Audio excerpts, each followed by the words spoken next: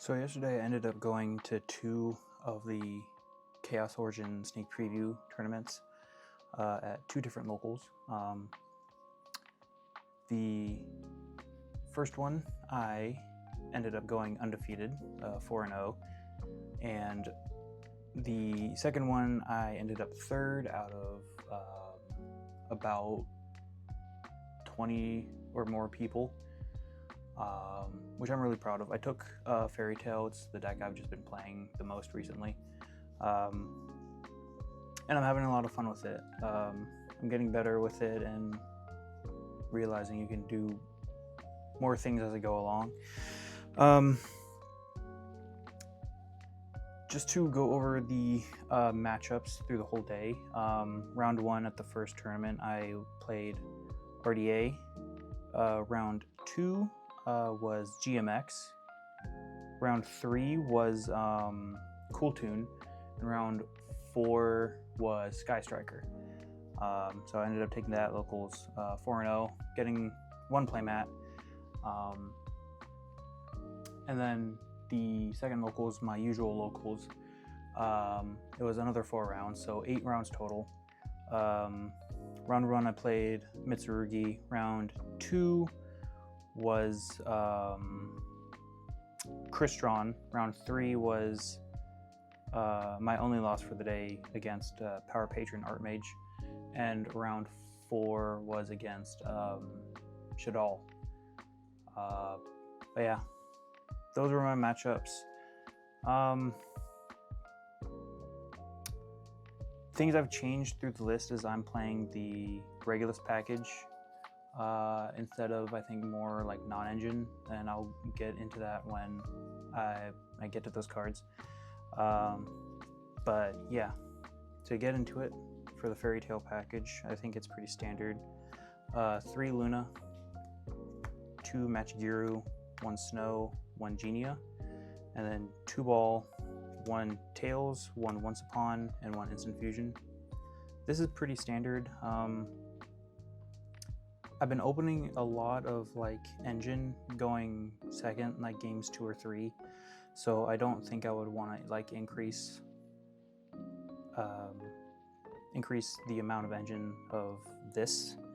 In fact, I kind of cut a few cards if I'm going second, just because I don't want to see like a whole lot of the same cards going second. But yeah, this felt fine, standard.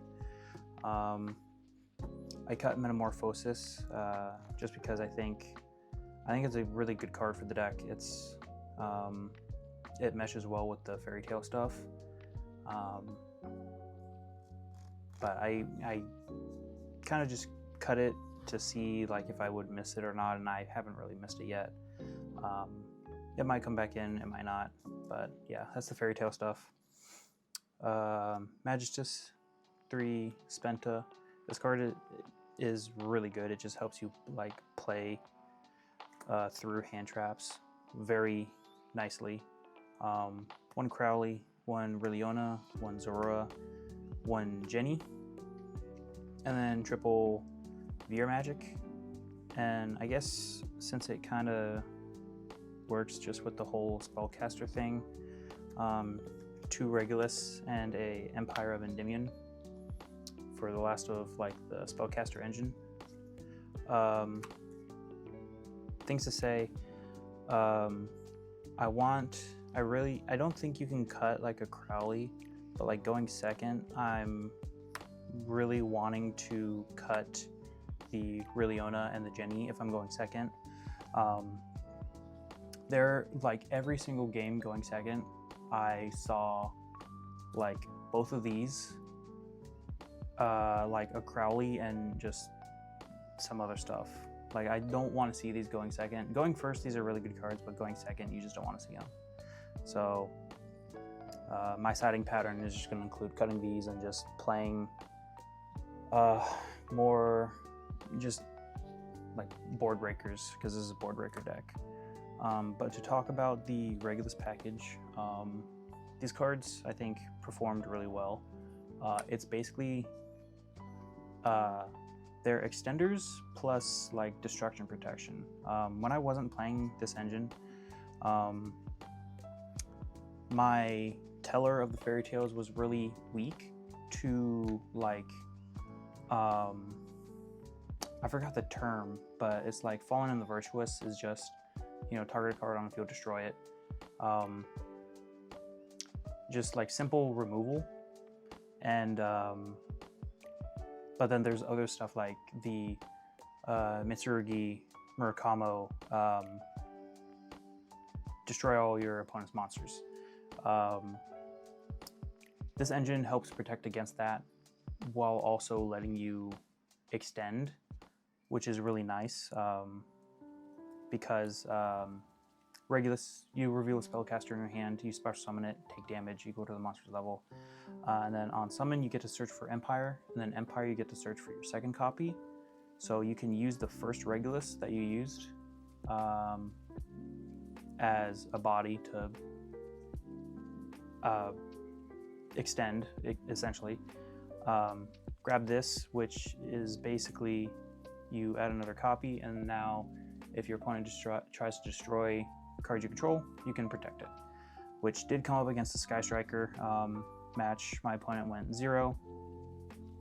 0 attributed itself, summon Ray and Rose, and tried to pop. I think they popped Endymion. Realistically, I probably could have just let them pop Empire, but it's whatever. I just used Empire to protect itself, destroying Endymion. So yeah, this engine, I was kind of sleeping on this engine, but it's been performing really well. For the non-engine, 3 Fua, 3 Ash. I played 2 Droll. I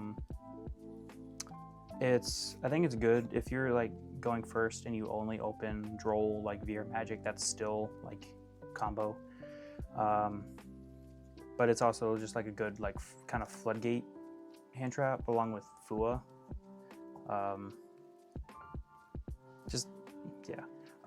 Board breakers, triple droplet, triple super poly, and I played a Called by the Grave in the main deck. I could probably move some cards around in the side to put this in, so maybe I could like put these 3 to the side and play more board breakers, or maybe something like Radiant Typhoon Visions, just to help draw, because we play a lot of quick play spells. But one of the things I noticed about this deck is we don't really care about Droll all that much. Like, Droll hurts obviously, but under Droll you can still set up at least an Omni Negate plus Snow, I think, is what you can do under Droll. But what hurts the most is Fualos. So I'm thinking like in the future I could probably fit a crossout somewhere, just to make going first like game 3, I would have like 5 answers to a Fualos. But yeah, until then, this worked fine. I didn't really see a whole lot of hand traps going second. I saw maybe a droplet or a super poly. But yeah, that was the non-engine of the deck. I kind of want to play more, because this is kind of like a board breakery deck, with the fairy tale stuff being kind of like board breakers themselves, while also being able to play like generic good board breakers. Extra deck. For the fairy tale stuff, 2 Teller, 1 Weaver, 1 Witcat. 2 Teller hasn't been coming up all that much, and I've seen lists that play 2 Witcat instead of 2 Teller, so we could probably like try doing that, because like Witcat is a good card. Like sometimes there are just lines that you can see that you can go Teller as an end board piece, and then on the follow-up you make Teller as a like Raigeki like card. It's a good card to have at 2, but the second one hasn't really come up all that much. Magistus stuff, 1 Zorora fusion, 1 invoked Megaba. I haven't really gone into this guy a whole lot, but but I don't really think there's much else I could swap this with. I could play the new Super Poly Target from Chaos Origin. Maybe there's another fusion spellcaster I could play. I think maybe you could play an Iwas, potentially. That's a spellcaster, so you can summon it even if you're locked. It's like another point of interruption. So maybe an Iwas over the Mechaba might be good, or just another Super Poly Target. Chorozo, this card is really good. If you don't use it in your main combo, you can go Quartet, summon back 2, like Zora, equip itself if you haven't already used that effect, and then use those 2 to make Chorozo, because Chorozo's like contact fuse is not a fusion summon, it's a special summon, so it kind of gets around the Quartet lock. One Ninaru, the more I play, the more this card comes up, is just really good. There were like multiple times where I just go, or my opponent has like one set back row that they haven't activated yet, and I'll just go equip a monster with Ninaru, pop itself in the back row, and I'm kind of just more free to play. So it's kind of like either this or the Riliona Xyz, which I think is kind of just like a negate a monster or a card on field. I kind of just like this better. 2 Artemis, I think 2 is standard. 1 Crescent Magistus. There are lines that I'm starting to see that you can go Endymion, Crescent. If you put Droll in your graveyard somehow, you can go Crescent, equip it, and then add it back to your hand, and then you just have Droll on your opponent's turn, which is really cool. I haven't done that line yet, but it might come up later. 1 Quartet in Bloom, 1 Summon Sorceress. These are just good cards. And Garura Muddragon for your Super Poly targets. Not much to say, these are just really good at picking apart the opponent's board. For the side deck, I played 1 Druisworm, 1 Magnemite, and 2 Perulia. The Bestials felt fine. It helped me live a turn against Cooltoon. I went Magnemite, banish something, search Druisworm in the end phase, and I went like Super Poly, send Druisworm, send a dark on the opponent's board, make, I think it was a Muddragon. Druisworm, send a monster. They're okay. I think I might swap these for like either more board breakers or like different hand traps, but they felt fine. I didn't really see them all that much. And then 2 Perulia, just more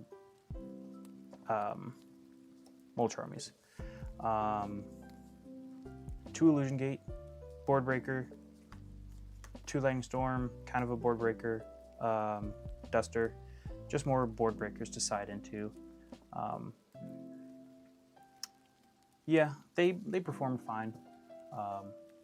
They did what they were supposed to do. I didn't really resolve them all that much because I have a curse where if I'm going into game 2 or 3 and I'm going second, I just don't see any of my sideboard. So I can't really tell how well they performed, but they did their job when they showed up. Going first card, 3D Fissure. This card is good if the board just turns into like Luna control. If you do Luna's bounce effect, targeting a monster your opponent controls to bounce both Luna and the target, if your opponent sends another copy from deck to grave while D-Fissure is up, it gets banished instead. So it doesn't like fulfill the cost to negate Luna, so you still get the bounce. It's a cool interaction, I think. 2 Warning and Judgment. They're going first cards. They're solemn cards, so they're just good. Any highlights of the night? I don't really think anything out of the ordinary or anything extraordinary really happened. It was just a fun day of a lot of Yu-Gi-Oh! And yeah, I had a lot of fun with this deck. This deck One of my favorites, the past format. Yeah, that's my list. I might just do some changes here and there and see how well I like it. But yeah, thank you guys for watching. Let me know what you guys think of the list, and I will see you guys in the next video.